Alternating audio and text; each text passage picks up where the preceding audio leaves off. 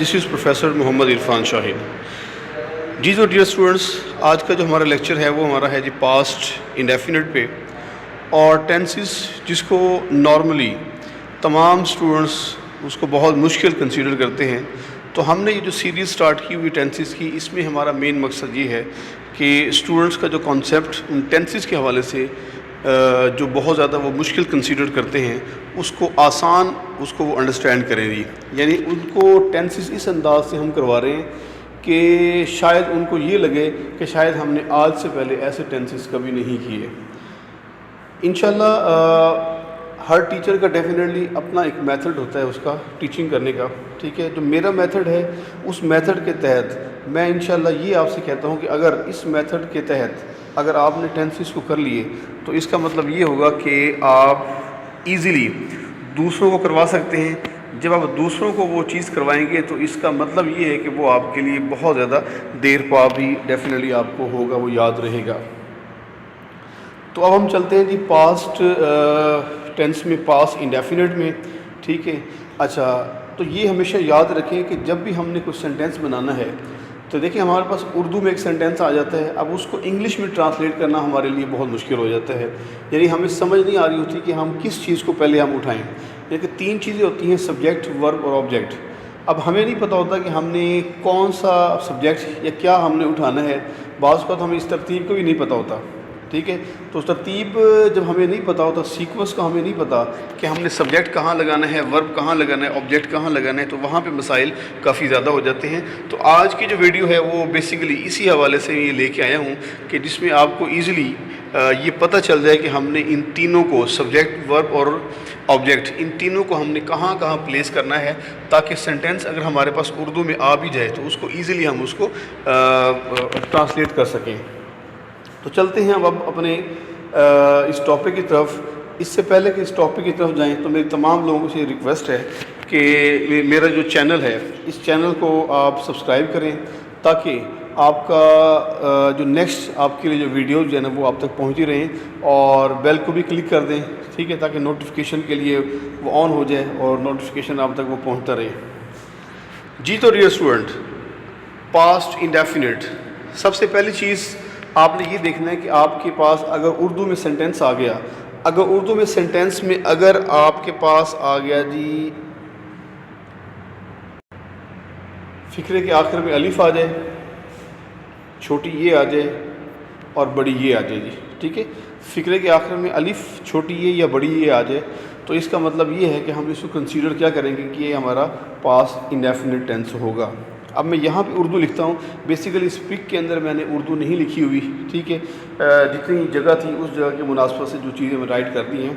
अब हम यहाँ पे उर्दू हम लिखते हैं, सपोज़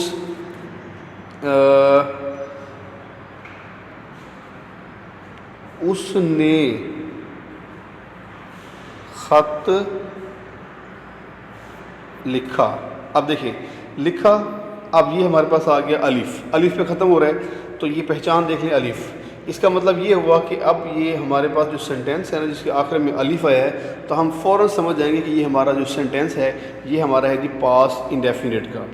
अच्छा, अब हमें ये पता चल गया कि पास्ट इंडेफिनिट का है।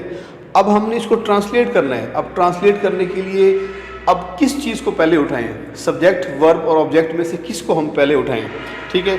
तो अब हम उसके फार्मूले की तरफ आते हैं। यानी इस चीज़ को कवर करने के लिए आपको सबसे पहले क्या करना पड़ेगा, एक जो फार्मूला जो है ना, उस फार्मूले को आपने याद करना है जी। अब सेंटेंस हमने बनाया है, उसने ख़त लिखा, दोबारा करता हूँ, ये अलिफ आ गया, इसका मतलब हमारा पास्ट इंडेफिनिट का है जी। अब सबसे पहले क्या करेंगे, हम सब्जेक्ट लेंगे जी, ठीक है, सब्जेक्ट। अब इसमें देखें जी सब्जेक्ट, सब्जेक्ट क्या होता है, डूअर, काम करने वाला, या सब्जेक्ट वो भी होता है जिसके बारे में बात की जा रही है। अब ये उस वो है, ठीक है, तो हमने ये सब्जेक्ट आ गया। इनके सबसे पहले हम क्या करेंगे, सब्जेक्ट को राइट करेंगे। उसके बाद क्या है हमारे पास, वर्ब की सेकंड फॉर्म, यानी इसमें हमने सेकंड फॉर्म लगानी है। अब उसने क्या काम किया, लिखा, तो लिखने की इंग्लिश क्या होगी, राइट। तो राइट की सेकंड फॉर्म क्या होगी, रोट, ठीक है जी, रोट। सब्जेक्ट आ गया, वर्ब की सेकंड फॉर्म रोट आ गया जी। अब उसने क्या लिखा जी, ख़त, ये हमारा आ गया ऑब्जेक्ट, لیٹر. ٹھیک ہے جی, فل اسٹاپ, یہ آ گیا جی. یعنی اس کا مطلب کیا ہوا, ہمارے پاس سبجیکٹ بھی آ گیا, ورب کی سیکنڈ فارم بھی آ گئی, اور اس کے علاوہ ہمارا آبجیکٹ بھی آ گیا. تو اس کا مطلب ہمارا یہ سینٹینس کمپلیٹ ہو گیا. یعنی کہ اس نے خط لکھا, ہی روٹ, ہی یا شی جو بھی ہے, اس میں کوئی وہ اسپیسیفائی نہیں ہو رہا کہ وہ میل ہے شی میل ہے, تو یا شی سوری یا شی ہے. تو اس میں کیا کریں گے ہم, ہی اور شی روٹ لیٹر. ٹھیک ہو گیا جی. یعنی اس کے اندر کیا ہوا کہ ہم نے سیکنڈ فارم کا استعمال کیا.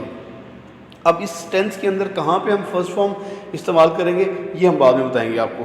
ٹھیک ہے, ابھی ہم یہاں پہ اس کو کیا کریں گے, سیکنڈ فارم آپ کے سامنے ہم نے یوز کر دی.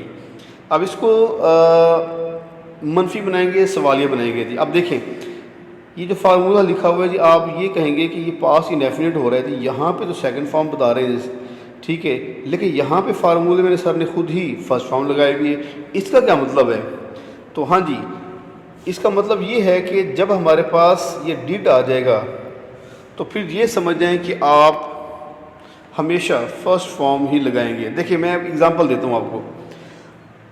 آپ دیکھیں جی, ایک ہی گھر میں اگر 5 بہن بھائی ہیں تو یہ سمجھیں کہ جتنے بھی گھر میں ممبرز ہیں, اب آپ خود بتائیں کہ جتنے بھی ممبرز گھر کے ہیں کیا سب کی ذات ایک ہے یا ڈیفرنٹ ہے؟